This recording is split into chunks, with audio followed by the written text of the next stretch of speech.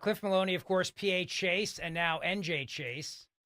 PA Chase, you guys knocked on over 500,000 doors in 2024, leading up to the election.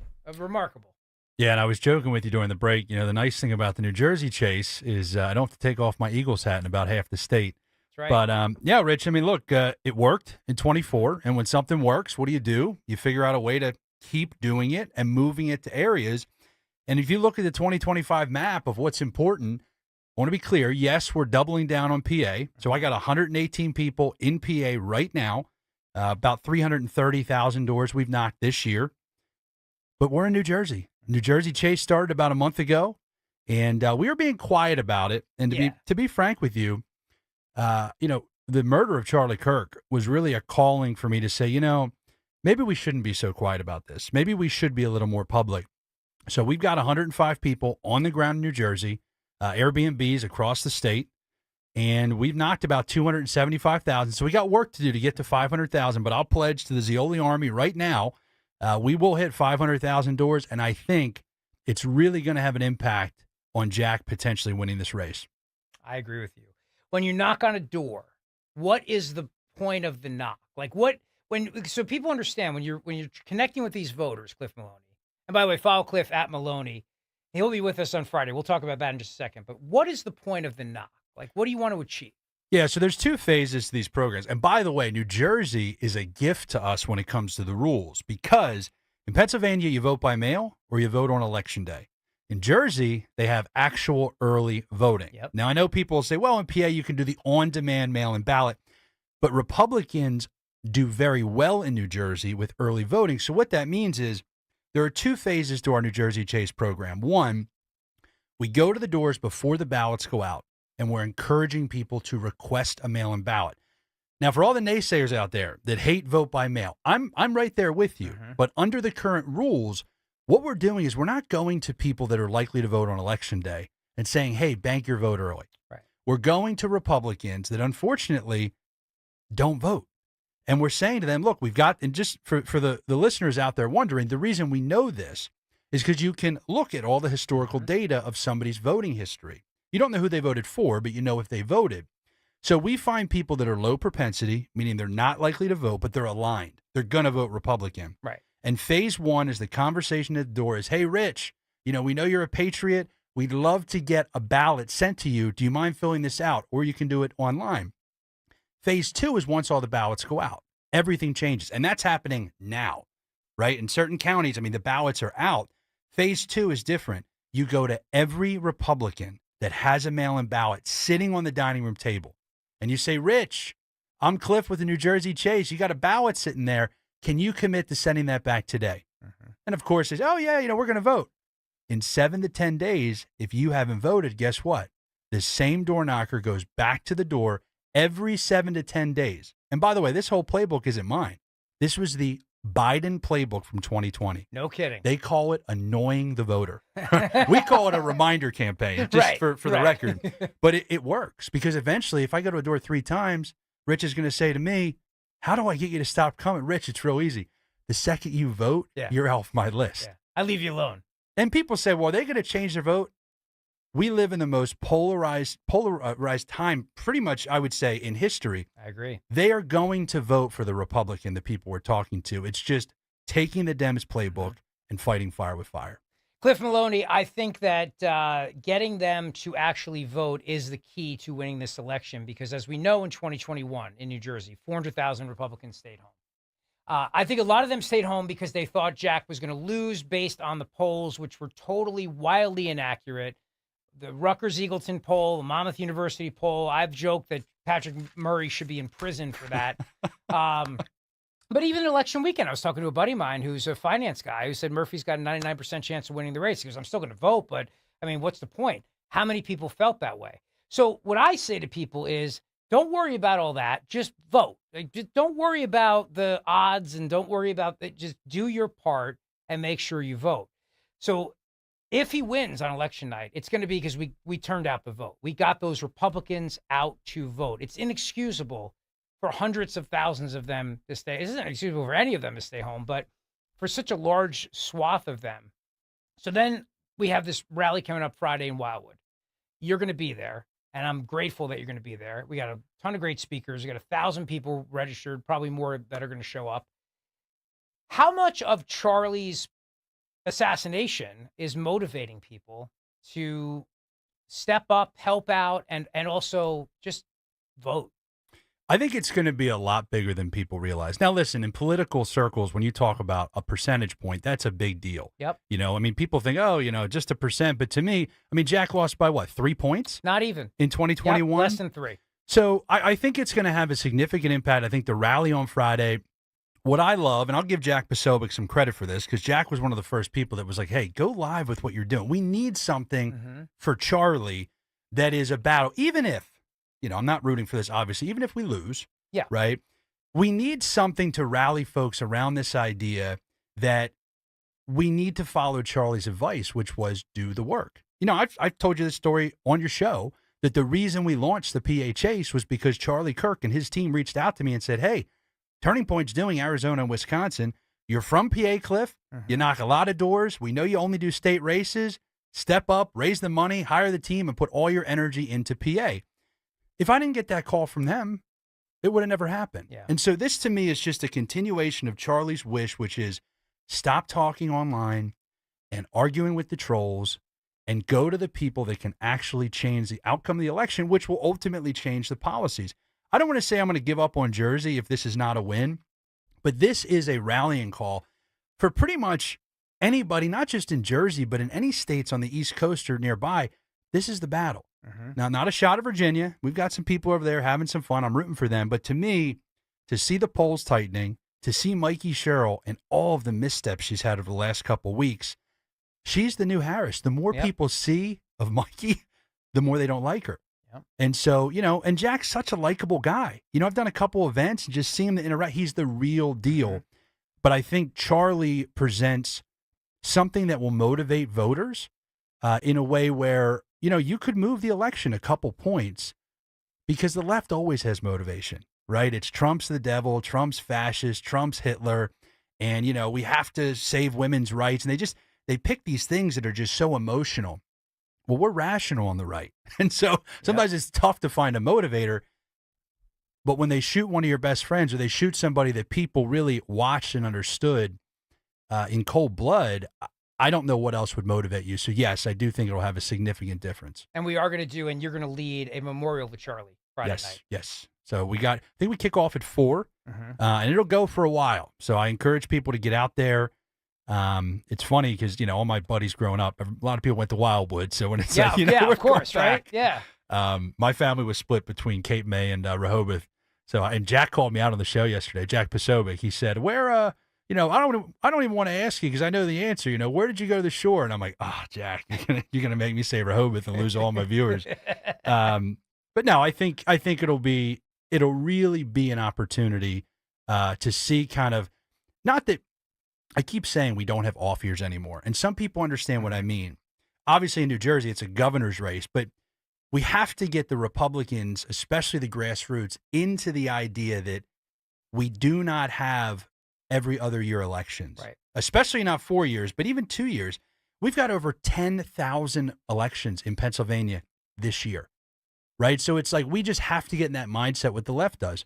Permanent infrastructure. Yeah. This event on Friday, I think, really sets the tone that we're not letting off the gas. We got to keep going.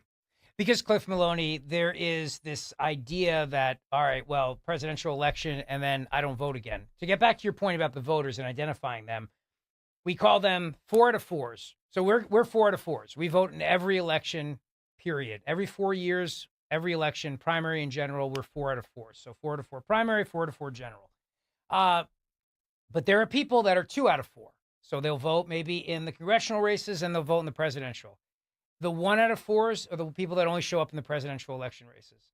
Jersey being an off year, I like to say it's an odd year because it's always an odd year when they do it.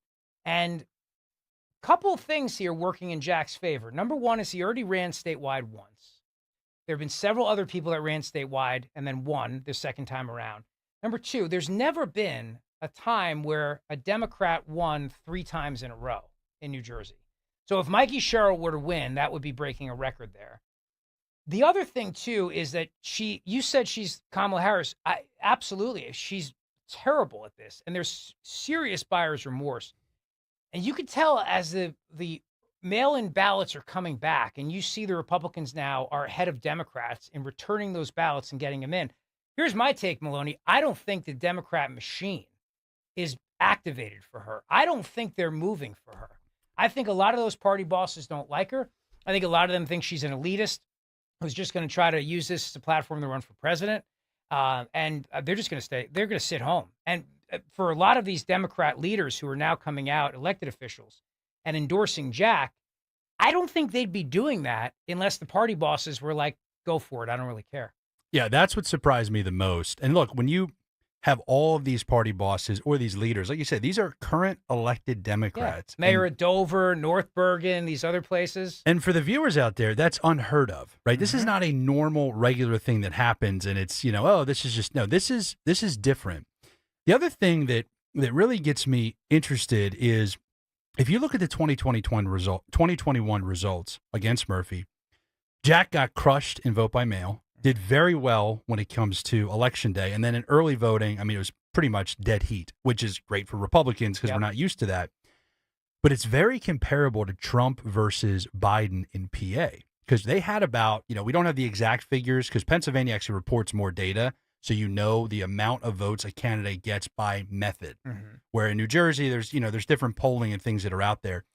But it's almost identical, meaning it's about 20 to 25% that Jack got against Murphy of the vote by mail share. And so I'm not here to say my 33% number is still the same number in New Jersey of getting the vote by mail share there. But if we compete and increase that 5 or 10 points and maintain the early voting and the election day voting, Jack wins. Yeah. And so, obviously my focus is not election day. We're going to turn out as many people as we can, but my focus is the vote by mail and the early voting. But if we turn out, and I don't see the reason why we wouldn't at the same rate, and we're beating the Democrats right now at the return rate. I have no idea why that's happening. It must be luck. That's a joke. We're busting our hump. But if we can maintain that, obviously they're going to have more mail-in votes. So when I say on the show that they are beating us or we are beating them, what I mean is the return percentage. Right. Obviously they're going to rate of return. We are beating them. And so if we keep that up, I mean, I feel pretty confident, barring some disaster, and Jack's had a flawless campaign in my mind, which I don't say that often. I'm a pretty harsh critic of campaigns. I compare his campaign to McCormick. I look at a lot of the things that they're doing. I think they haven't had any missteps, and you have to run a perfect campaign to win in a state like New Jersey. I think everything's coming together.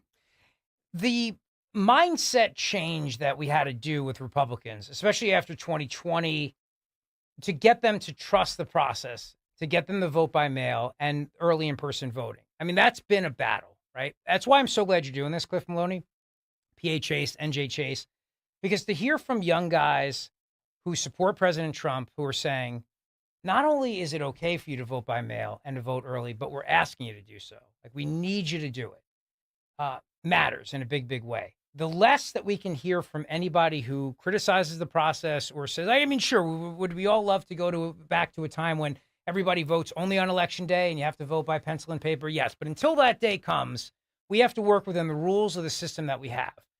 So we spent a lot of time in PA getting people to trust the process, to believe that it would be fair, and to take the time to do it.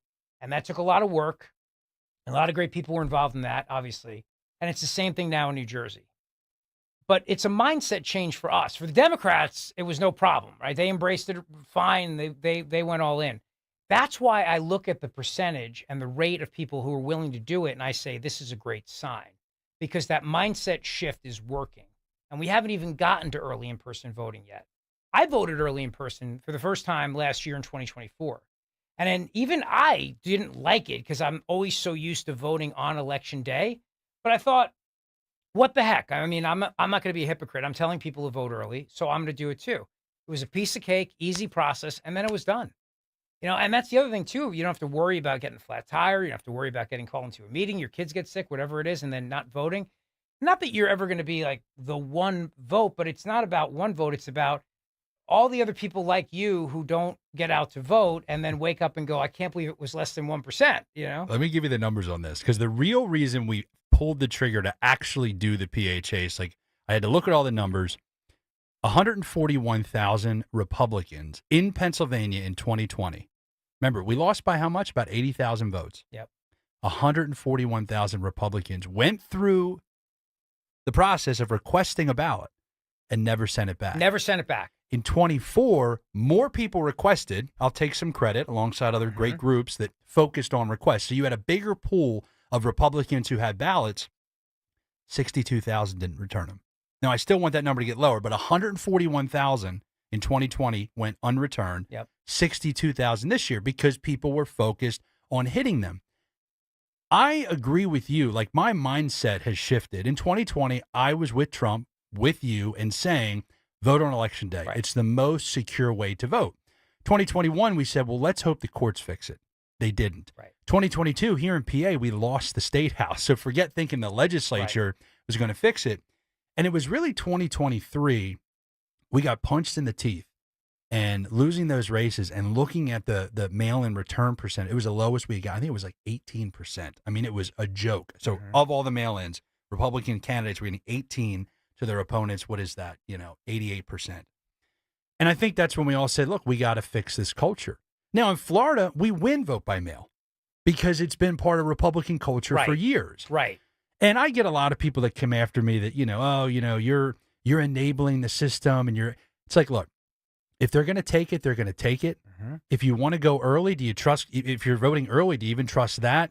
At the end of the day, you play by the rules that are there. You don't have to endorse them. People get mad at me. They're like, well, aren't you the spokesman for mail-in voting? No, I don't want to lose. Right. Make me the spokesman for winning. Yeah, and Cliff, look, I mean, it's also the reality of the situation is that if people believed it was going to be stolen, they wouldn't vote at all, right? So, I mean, we had to change the mindset that it was going to be rigged. And every time somebody would call up my show in 2023 and 2024 and say, they're going to steal it no matter what, I'd say, stop it. Stop with that nonsense. Because if you go into it with that mindset, then we're done because people are not going to vote. They're not going to show up. So I said, if your argument is that they're going to steal it by mail, but then you said that they'll steal it by the voting booths or they'll steal it by, as long as you have that idea they're going to steal it and you won't vote, we're done because people are going to stay home. So end it and then either trust the process or don't and leave it up to the lawyers. And the lawyers did a great job of reassuring everybody. Michael Watley, Linda Kearns, all these great people worked really hard to reassure everybody. And now they're doing that on the Jersey side too. I think we've passed this point now of worrying about the vote integrity, which is good. I mean, there's still some worry that dead people will vote in Philly and in South Jersey because obviously it's dead Democrats rise from the dead on Halloween. But for the most part, we can now trust the process. So then once we've moved past that mindset, now it's just a matter of getting that person to return the ballot. I just have to ask the obvious question. Why would somebody go through all the pain and work of requesting a ballot and then not return it? Well, and what stinks is the reality. We polled. So out of the 141,000, right, when I was deciding, man, that makes it seem like we have a solution here if we can get that number down. We polled a bunch of these people because I said, well, hold on a second. Did they send it back and it didn't get counted? Yeah. And so we polled them. And, Rich, it was like a comedy of errors. Every single person we talked to was like, oh, I'm so sorry. My daughter had soccer practice. Oh, I got stuck at work. Hey, listen, I was sick. Like all the excuses that you would think there's no way somebody would say that about not voting in a presidential election. It was completely, they just owned up to it. And nobody went and talked to them in 2020 because we were all in the same mindset. We weren't banging on their door. They were getting all the TV, the radio, the digital, the mail, but nobody had a specific plan that said go to their door and actually get them to return the ballot.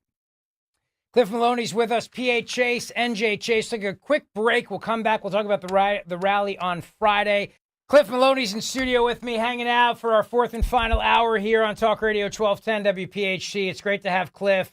PA Chase, NJ Chase, and we're just talking about how important it is for people to help out the cause and your fundraisers and your donors.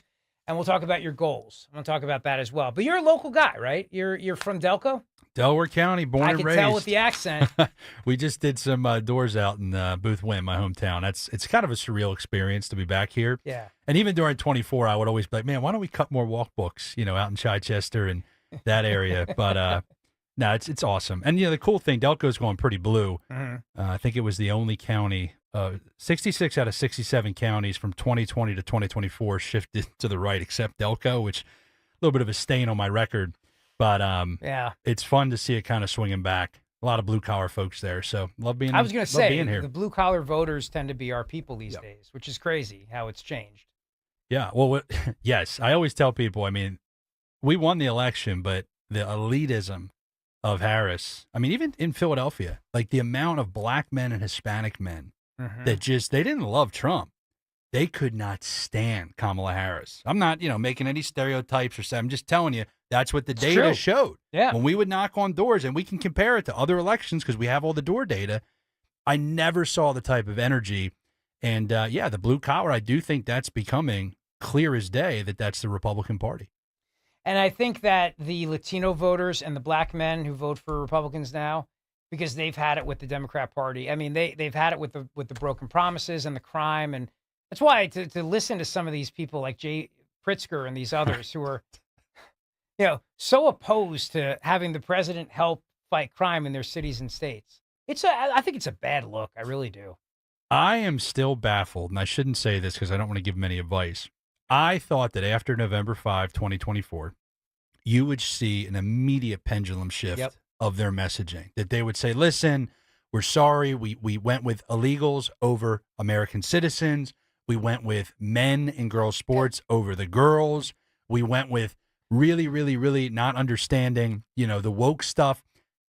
They've done none of that, Rich. No. They have doubled down, which is once again, I'm rooting for the country. So obviously I would hope that the party would move in the direction of rational, sane thought, but they're just doubling down on the deranged lunacy that only 15 to 20% of even Democrats agree with. It just shows you how much that the radical donors and the radical activists control the future of the party.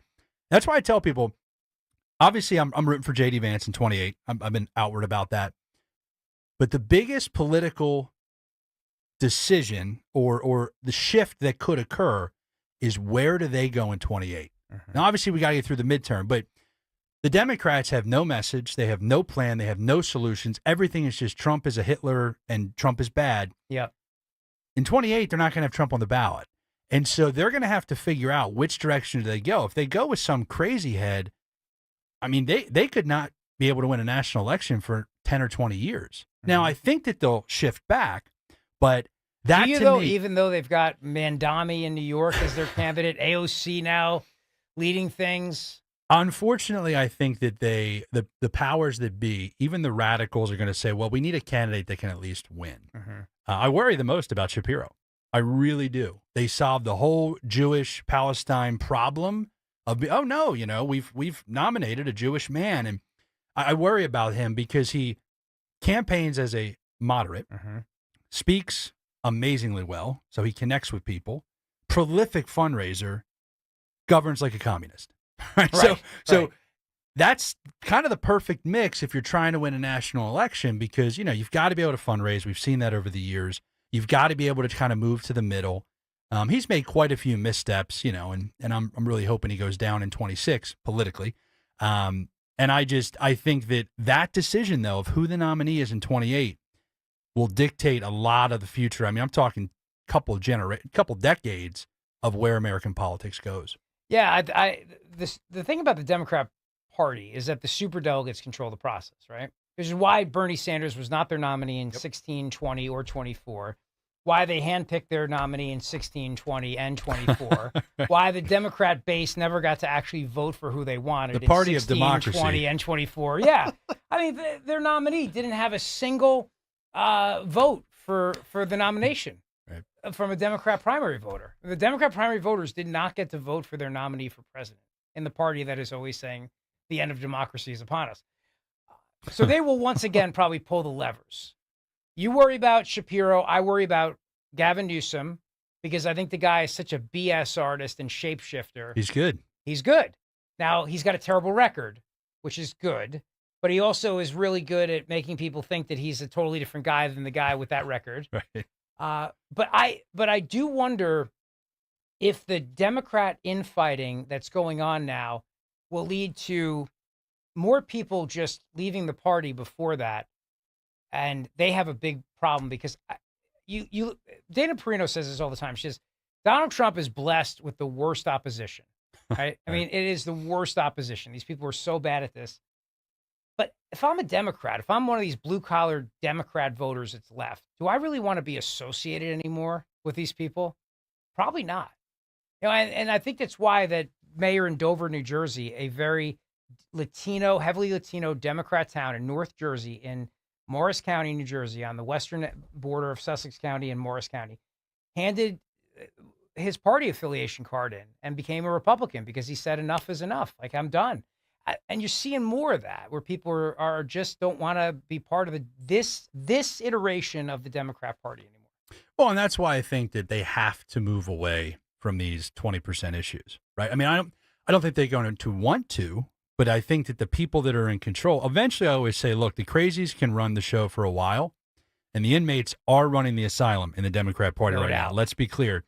But eventually, you got to pay the rent, or you got to figure out, what are we going to do to remain? They want the power, and the power is the incentive, right? Yeah. And look, for Democrats, I always tell people, they might not have any plans. They might have no real leader. They have nobody that connects. I mean, Schumer and Hakeem Jeffries, you're like, it's like watching paint dry. As it's Jon horrible. Stewart said to Chuck Schumer, you're like a human flat tire. Right? I thought that was great. Nobody is motivated, but they still have politics as their religion. Mm-hmm. And if politics is your religion, it's a business, and it is the most important thing because they want the power. Republicans don't have that luxury because we believe in good government. I shouldn't say that. We believe in the Constitution. We believe in a republic. We believe in these certain sets of principles. And if we feel that they are being upheld, which a lot of people feel right now because of the current administration, we sit back, right? The left never sits back. So, look, did we win all 7 swing states in 2024? Yes. Was it a mandate? Yes. But should it still scare the hell out of you that we came that close in 7 states? I mean, we only won by 2 points here. Yep. I mean, yeah, you might say, well, it was a huge. If you would have showed me both the candidates, like a blind test of like who would vote, forget their names, their party, I would think that we would win 70-30, right? And so they do take it serious. They understand the power of turning out just people on the party line. But yeah, I mean, I don't want us to get complacent, but it doesn't matter that they have no leader. They're always going to be there, and they're always going to be funded. People ask me, they say, how do they have people in PA? 105 people they've had here, Rich, since January. You want to know how we lost a special election in Lancaster? Because we didn't knock any doors. I'll take some blame for that. We were told, hey, easy election, 15 Republican County. Yeah, don't waste your money. Your donors will get mad. I said, okay. They had a team of 105 people there for 3 months. They don't go home because Soros puts the money in Q1 2 years out, where we all wait until the last minute. And it's like, hey, I'll come on your show and say, listen, toss in $175, sponsor a day. And we do. We have tons of patriots, over 10,000 people that sponsored ballot chasers in Pennsylvania. People are stepping up now for New Jersey, njchase.org. And it's fine that we operate that way because we could easily say, hey, listen, we couldn't raise the money. Let's just go home. Yeah. And I don't take that as an excuse, but it would be a lot easier if we were like the left, where you have all these power brokers that the government is funding, and then that money is kind of working its way through. We don't have that. We got to do the work. But just you can never sit back on these Democrats. No, you can't, Cliff Maloney. PA Chase and NJ Chase is where you want to go. And Friday, join us in Wildwood for this big rally we're going to have, and Cliff will be speaking. Follow him on X at Maloney. Let's talk about the goals for the future. What is the goal for 2025 in Jersey? How many doors? I'm not going to say, do you want to knock? How many doors will you knock with NJ Chase? So NJ Chase, we've not committed to anything after this year. That could change. Okay. I mean, if Jack wins, I'm very interested in talking about permanent infrastructure there. So our goals are simple. We want to knock 500,000 doors. 500,000 doors in New Jersey. In New Jersey. Republican doors. We're at 275 right now. 275,000? Yes, sir. Oh, my gosh. So we've got some work to do. That's amazing. Luckily, Ocean County has a lot of Republicans. So we've got 2 of our Airbnbs in Ocean County. I was like, I've never seen numbers like this. So you get people that fly in for this and help it's out? about half and half of people that are actually from the state, and then people that, look, we've got lifers. I've got people that have been doing door knocking programs with me since 2017, right? They love it. I mean, it is either something you love or you hate. Yeah. And we learn real quick, and we vet our people. We hire based on ideology. Attorneys hate when I say that. It's a political gig. If you want to come after me for that. But that's why they love it, because they're there to fight for something bigger than themselves, right? They're part of the mission. They're not there because they're making $3,000 or $4,000 a month. They're there because at the end of the day, the look on their face on election night in 2024, that's why they're there. They're craving that experience. Yep. And the best retention plan we have is winning, right? When we win, right after Pennsylvania, I mean, all 124 of the guys we had, they're like, what's the next fight? Where do we go from here? And so we're always trying to place them. Sometimes we'll throw them to congressional campaigns or other PACs and try to get them gigs. But our goals in New Jersey, 500,000 doors. We want Jack to win. And then down ballot, we've got a couple different House seats that we're really trying to target. Let me get to the PA goals so I don't miss them on this show. Pennsylvania Chase is doing 500,000 doors this year. We've already knocked 330. We are pledging to knock 500,000 doors every off year. So in 2027, we'll do 500,000 doors. Next year for the governor's race and the midterm, we're doing 750,000. And then drum roll, 2028 for the presidential, we are committing to knock 1 million doors through the PA Chase. 1 million doors. I love it, Cliff Maloney. That's phenomenal. Phenomenal. And I know you'll do it. I mean, you are an incredible guy. Your enthusiasm, your passion, it's inspiring. I love you, brother. I think you're phenomenal. I really do. And I know you were with Charlie the night that we won the election, right? You were on his show. It's, yes, it was a very wild experience because Charlie called me at noon, election day. I had just done Steve Bannon's show. And he said, hey, great segment. He said, I need you on tonight for the live stream. And I said, okay, of course, yes. Yeah. I said, why? He says, well, Charlie Kirk says they're going to call Georgia. They're going to call North Carolina. And as long as you didn't screw up in Pennsylvania, you're going to be able to call the White House on my show. And I want the PA guy there for all the analysis so we can track it. And so everybody has seen this clip. When we call Pennsylvania, Charlie starts to cry. And Erica runs in and gives him a hug, and Charlie's sitting there crying. Yeah. And what happened, and you know this from being in media, the number one thing you can't have is dead air. They're all in the studio. I'm the remote guy in Harrisburg, PA, in our crappy headquarters, right? Just tracking all the data. And so what happened was they all were kind of focused on Charlie. And so I just stepped up and spoke. And I said, remember this moment. Remember where you were when we took back this country. I want to thank you, Charlie, for getting me to go back to my home state of PA. And I just gave this whole thing. And that clip has been shown 480 million times. So much. 480 million. Megyn Kelly times. did a whole interview with Charlie just about that moment, right? So then you look at just the different places it was put up. But Charlie brought me to his donor summit in Florida. And he said, I want to bring you up. We want to play this because it was such a emotional moment for Charlie. I just got lucky to be the voiceover. And what did they call me? They called me the Al Michaels of political commentary. And I said, that's going on my byline. Join us Friday in Wildwood. Cliff Maloney, thanks for everything you do, man. Appreciate it. Look forward to hearing you speak Friday. Follow him at Maloney, PA Chase, NJ Chase.